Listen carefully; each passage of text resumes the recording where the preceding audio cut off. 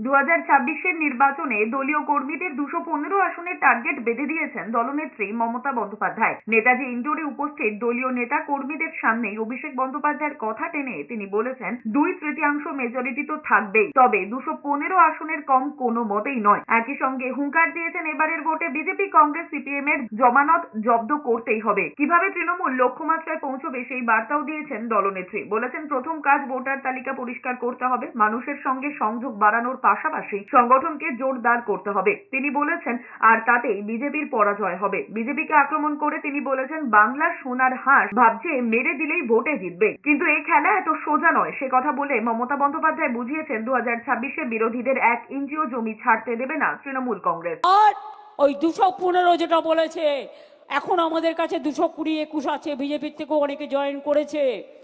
আমরা 215 পার করব, তারপরে কোনো কথা। তার থেকে বেশি হবে তো কম হবে না।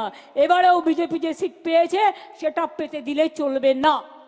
আর একটা নজর রাখবেন, যেখানে ওরা লোকসভায় যে অ্যাসেম্বলিগুলোতে একটু কম ভোটে হেরেছে, সেই অ্যাসেম্বলিগুলোতে এই ভোটগুলো বেশি করে ঢোকাবার চেষ্টা করছে। সেই অ্যাসেম্বলিগুলোতেও বেশি করে কেয়ার নেবেন।